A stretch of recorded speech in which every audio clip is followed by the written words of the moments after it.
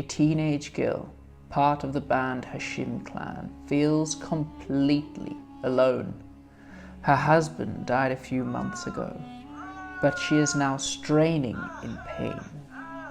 The midwives run around her and tell her to put her head back and push.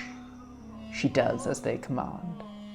A few moments later, a baby comes screaming into life. The midwives and the teenage girl rejoice as it is a boy. The teenage girl grapples for her newborn son, but he is whisked away out of sight, as is the custom of the time of great Arabic families. She lays her head down and begins to cry, not from the physical pain, but from the fact that she knows she won't see her son for years to come. He'll be taken into the desert by a poor Bedouin woman known as a milk mother, whether she likes it or not. The teenage girl mutters a name under her breath. Abu al-Qasim. That, however, wouldn't be his name forever. He would become better known as the Prophet Muhammad.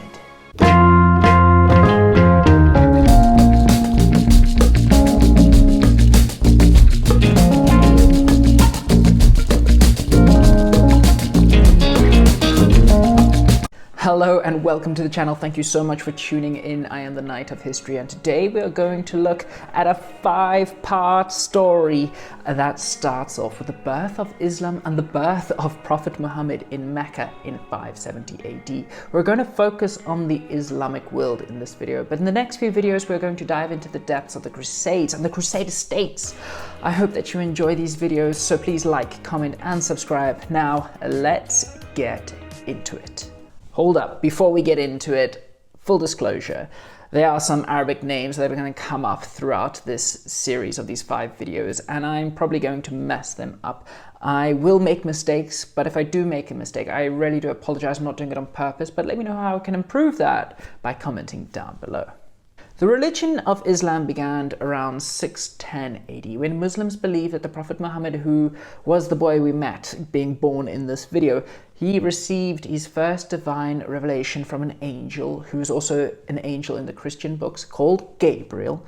Now, these two religions, Christianity and Islam, are what is known as part of the Abrahamic religions, namely Judaism, Christianity and Islam, because they all worship the God of Abraham, a man who was supposedly God's first follower. Anyway, in today's video, we are going to look at the Islamic world. Muhammad lived in a trading post in the western side of the Arabic peninsula called Mecca. By the time he died in 632 AD, Muhammad's Islamic rule controlled the entire Arabian Peninsula. Now, let me know if you want to watch how he did that by commenting down below for a future video. Under the rule of Muhammad's successors, Islam continued to spread throughout the world with rather extraordinary speed through both invasion and conversion methods. The army forces had even conquered Syria by 638, Persia by 651, and guess what? They made their way to Europe as well when they conquered Spain in 711. The world up until this point had never seen such an electrifying combination of religious and military force. And by 750, even though the Islamic Empire had just been going on for more than 100 years, expanded from Spain's Atlantic coast in the west to the edge of India in the east. This Islamic empire was known as a caliphate. It was a single state ruled by one person called a caliph. It was like an emperor who had the authority over religious and political aspects of the empire. For the first 100 years, the different caliphs managed to hold on to some central control over their caliphate. But Islam grew too large. It became too difficult to rule and too difficult to manage. That is why in the 10th century a divide happened in Islam.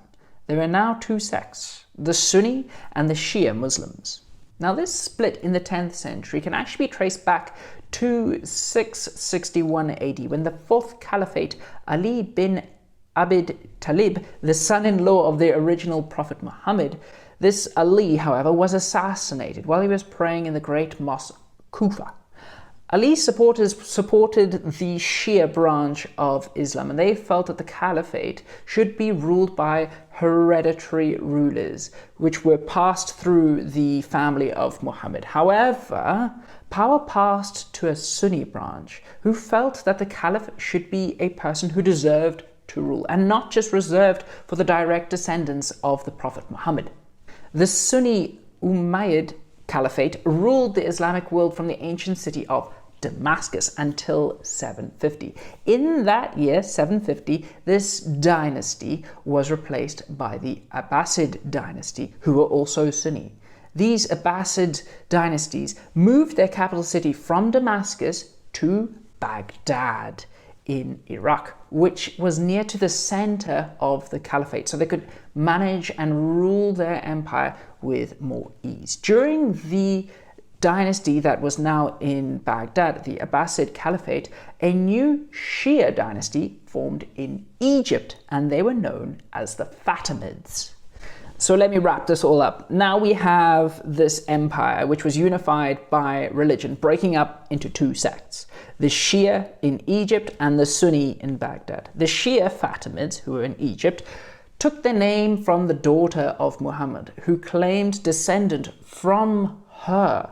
And they grew stronger and stronger, and they took control of the western part of the empire from Egypt, which also included the Spanish section known as Al-Andalus, while the Sunni part was still holding their stronghold of the capital city in the eastern part in Baghdad.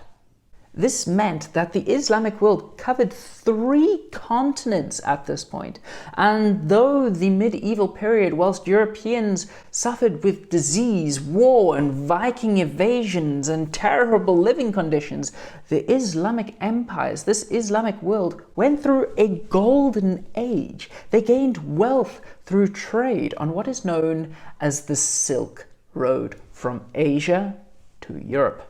The Islamic markets, known as bazaars, traded goods from all around the world. Carpets and tapestries from Persia, spices from India, the silks and porcelains from China, animal furs from Central Asia, ambers from the Baltics, gold and ivory from Western Africa. Everyone wanted to be part of this wealthy network, and the Islams were open to anyone coming in as long as they paid taxes to their Muslim overlords. You could be any religion, all you had to do was pay your taxes.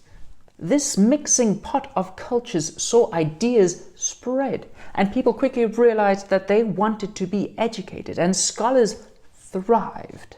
Urban centers like Cordoba in Spain, Damascus in Syria, and Baghdad in Iraq became meeting points for civilizations and intellects to progress together. The Abbasid Caliphate al-Ma'mun even created the House of Wisdom, a giant library in Baghdad where Muslim scholars kept alive the classical texts of ancient Greece and Rome through translating them into Arabic. This university of knowledge was unrivaled at the time, and it was a center for study of mathematics, astronomy, chemistry, and even philosophy. In fact, by the year 1000, Baghdad was home to around 500,000 people. They had running water, beautiful lush gardens, and it was an intellectual hub. By contrast, London at that time was a small, muddy, grubby town of 10,000 people living in it, and it was just, they were scraping their lives together, literally going from one section to the next section, trying to live. I can't emphasize how much better Baghdad was compared to pretty much every single European capital at that time. Baghdad was the place to be. The mix of the Islamic and Christian Europe, known as Christendom, was divided by a civilization called Byzantium.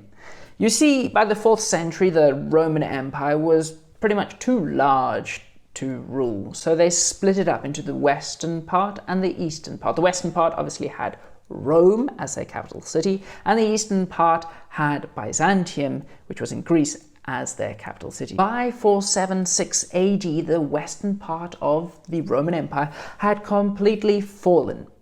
But The Byzantine Empire in the eastern part still survived, and it survived for another 1,000 years. They felt that they were Romans, even though that they spoke Greek. They felt they were the successors of Rome. They even built this amazing city called Constantinople in what is modern-day Istanbul. They were Christians, but they weren't Catholic, and this is an important point. Therefore, they did not recognize the authority of the Pope. Instead, they followed the doctrine of Eastern Orthodoxy. European tourists visited the city of Constantinople, and they spoke of its amazing buildings, its spectacular Hagia Sophia, which remained the largest cathedral in the world for 1,000 years after it was built.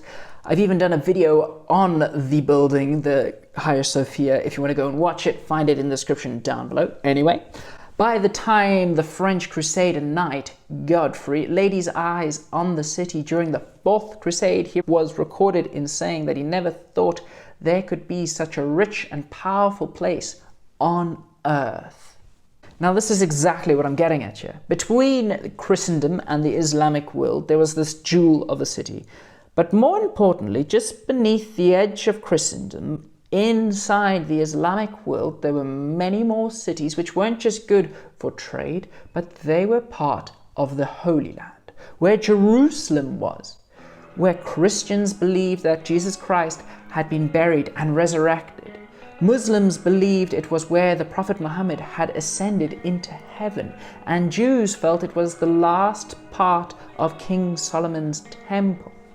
These Abrahamic faiths would go to war over the Holy Land in what is known as the Crusades. Find out what will happen next in part number 2 of the series. Thank you so much for tuning in. Let me know what you want to watch or listen to by commenting down below. Like, comment, and subscribe. The more you know.